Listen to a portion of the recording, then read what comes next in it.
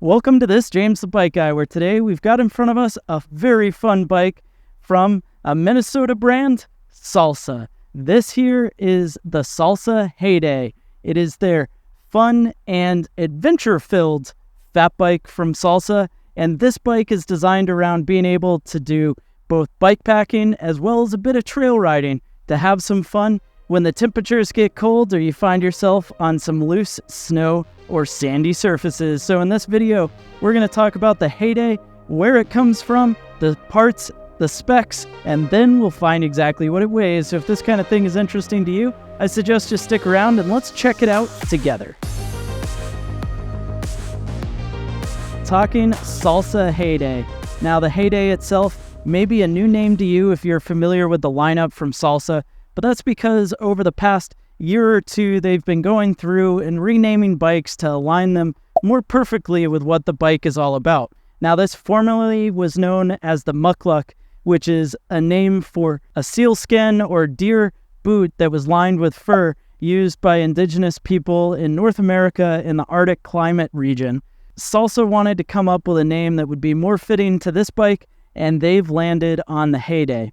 Now, the Heyday itself is rocking the same frame as what they had on the aforementioned Mukluk, but for 2024, it's updated with a new drivetrain and a pretty affordable price, especially in 2024. So this bike comes in at $16.99, and for that, you get an aluminum frame, which is going to be shaped and butted tubing. You've got a tapered head tube, which comes down to this aluminum fork that features through axle in the front as well as through axle in the rear. But the rear through axle is even more fun because it's a sliding dropout. So you see this bolt here? That is what's going to allow you to slide the dropout fore and aft. And as you allow that to slide, it's going to give you the ability to run a single speed setup if you wanted to, or different tire sizes to make this bike a year-round bike to have fun with. Now, from the factory, it's coming with 26 by 4.6 inch wide Dillinger 5s, and these tires are tubeless ready, of course.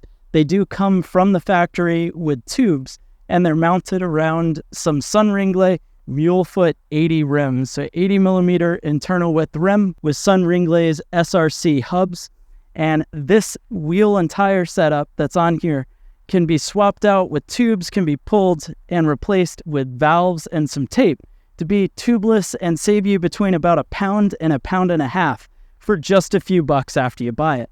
Now, tire size being 26 by 4.6 comes just shy of the max tire size of 26 by 4.8, but then this bike can also run a 27.5 inch wheel with a 4.0 width tire, or with those sliding rear dropouts, you can even build up a 29 inch set of wheels that run 2.3, a standard mountain bike size, all the way up to 3.0, which is a mid-fat tire size. So the 29 by 3.0 is going to be nice, tall, a little bit taller than these 26 by 4.6 inch tires to roll over things, and be a little bit narrower for a bit more speed.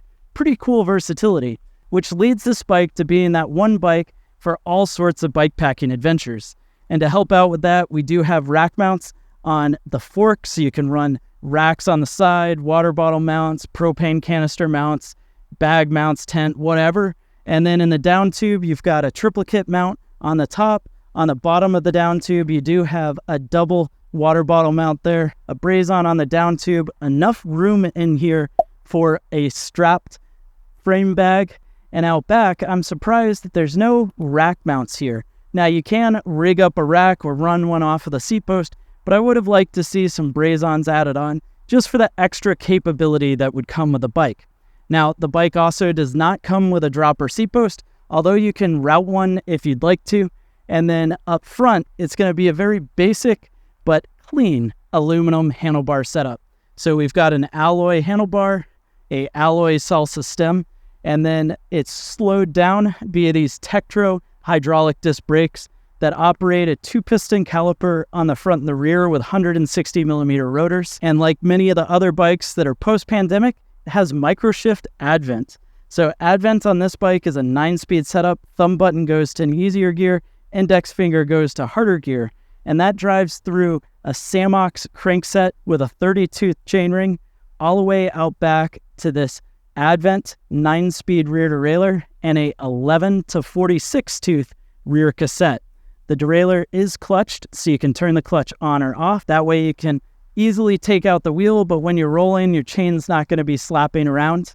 And that full kit comes out to that $1,699 price point.